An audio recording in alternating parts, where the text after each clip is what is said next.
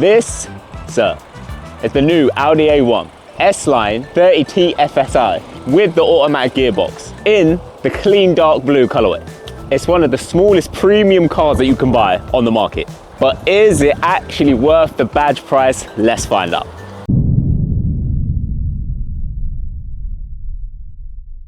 What you see is what you get with the UK price tag of 23,000 to 28,000. Also dependent on a couple more options that are available. Audi's 1.0 turbo with around, give or take, 110 horsepower. For those of you that don't know and not in the car world, TFSI just basically means the engine has a little turbo that makes the car go a bit quicker without using loads of fuel. And the 30 just means that it's the medium power version. So you've got 25, that's small power, 30 that is medium, which we have here, and 35, which is the bigger, faster one. And then you've probably seen we did another review on our Audi A5, which is 40 TFSI, so even more powerful. But you'll be surprised how nippy this small little car is. We had a little malfunction because Aaron forgot to put the wind protector on the mic, so if everything is super duper windy, blame Aaron. Anyway, this Audi sits in the same class as cars such as Volkswagen Polo, the mini hatchback, Ford Fiesta, and the Skoda Fabia. These are all of the small hatchbacks that compete on price, size, and features. So let's dive deeper. So for this particular model, we've got the sleek midnight blue color. We've got crinkles on the exterior grille. So we've got the crinkle cut on the grill. So we've got the crinkle cut on the chrome grille. Crinkle cut on the chrome grille. But my favorite is the honeycomb, yeah. So on the grill we've got the, what's it called? Crinkle cut. Crinkle cut chrome. Crinkle cut. Try saying that 3 times. But on the normal version, you just have the normal horizontal slats. One thing that I've noticed and what I've liked driving this car is that it's got a really small body and frame, so it's nice and easy to get in and out of tight situations and to park also.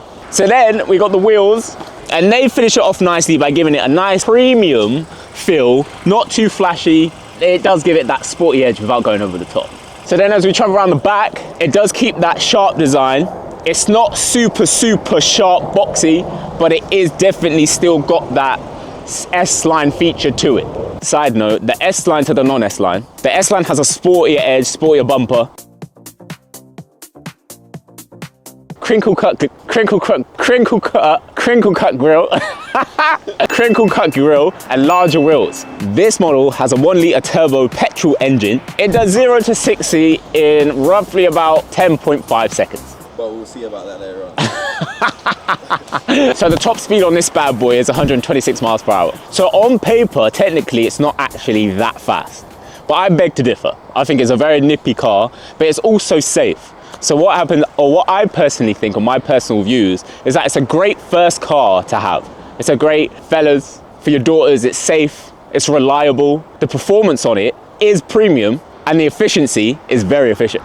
My other take on this is that by buying one of these, you do tend to end up with some form of equity at the end of owning this car. Many times and times again, I hear a lot about how people have made money off the Audi A1s. So it is technically quite a good investment. Oh, by the way, that is actually super efficient. I've been driving it, no, I'm not even joking. I was driving it was on like 115 miles. Bro, I love it. You can put your foot down and the miles don't move. What do you want to do? I'm being serious. Side note, remember when I had the blue one and it would drink? Yeah. This one, bro, you can put your foot down and it doesn't. I've been actually. Wait, it's kind of zippy like that one as well. Yeah. Is it? I've actually really enjoyed driving this car. I'm not gonna lie. I've actually really enjoyed it. I've spent most of the day driving it and I really do enjoy it. For someone that drives a lot of SUVs or medium-sized SUVs or sport low fast cars, I really enjoyed this, I'm not gonna lie. A key point is that driving this around a lot, because it's a 1 litre engine, you're getting about 45 to 55 miles per gallon. Road tax is the standard rate, insurance is low, and servicing is definitely cheaper than the bigger Audi models. So overall, it's a very affordable car to run day to day. Hence why I say it's a great first car to have, great one for the kids. One thing that you may not like is that they have been using a lot more plastic on these models. Rear seat space is limited when you're 6'5" of handsome stature like me. It's not durable for a man of my quality. But options can make the price jump drastically. And then you've got some models that come with smaller wheels, which doesn't tend to look as premium. The time that everybody's been waiting for, that said 10.5 seconds. So we're gonna see. I don't believe it. Let's do this. Let's go. Tell me when it's at 60. 660. That felt longer. That felt about 7-8. Yeah. 7-8 seconds. I was in sport. We'll give it a second run. We'll give it one more run. Jeez, one more time. All right, let's go.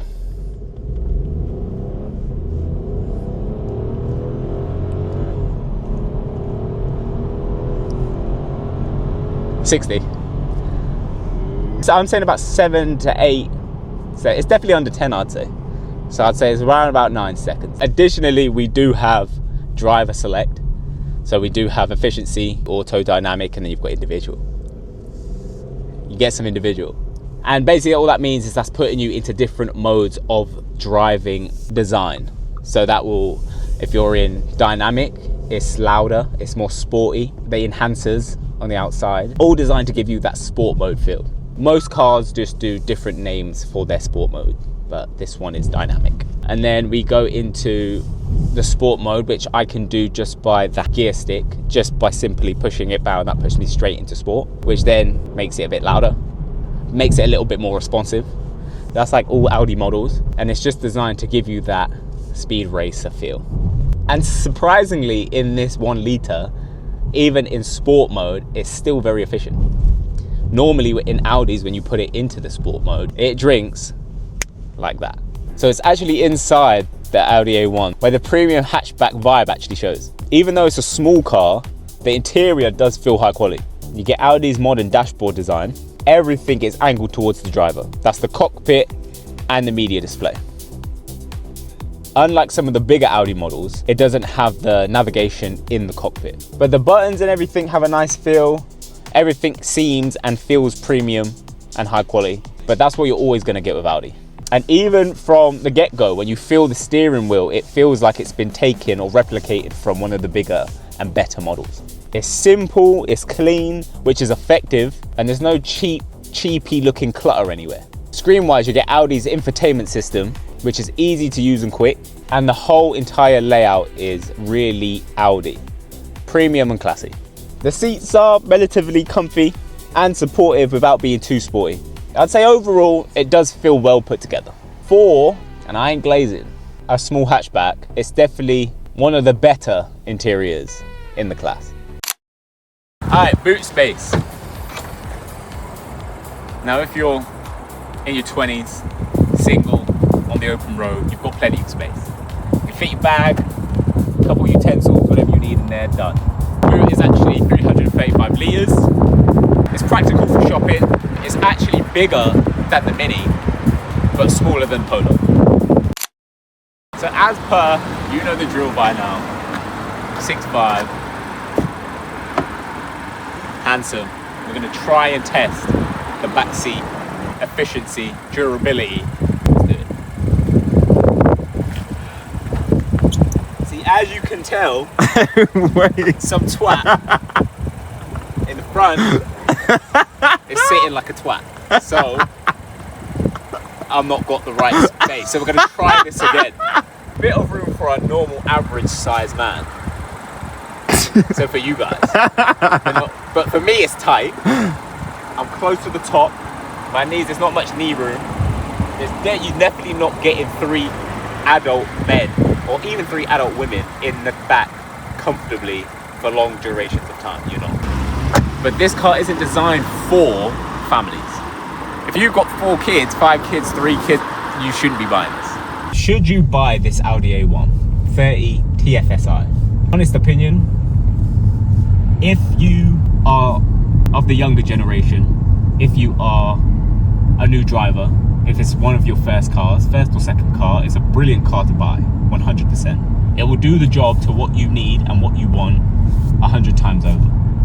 Beyond that point, would I recommend buying it? As far as how the performance goes and how efficient it is, the answer is yes. The practicality of it, I would say no. you shouldn't be buying this Audi.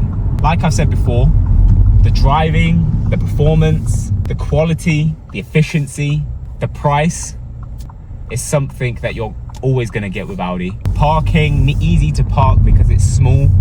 You feel kind of nippy on the road. You feel like a left winger or right winger. You just got pace. Even at a 1 litre, because of how small the car is, you still feel agile and you still feel like, for me personally, I've been enjoying driving this all day. Interior design, I would say, is all positioned to get you comfortable on the road. So again, definitely good for your first car or your second car. Everything's designed and pointed at you to get you accustomed to how to drive and how to use the functions of the car. Shout out to Audi for the A1. We're coming back with more reviews. You know how we do. If you keep liking this content, let us know. We'll keep bringing it. Supercars, everyday cars, super savers, big spenders, we do it all. Comment what car you want us to review next and we'll get that done for you. Here to help you guys, I've been Jordan, he's been Aaron, and we out. Bow.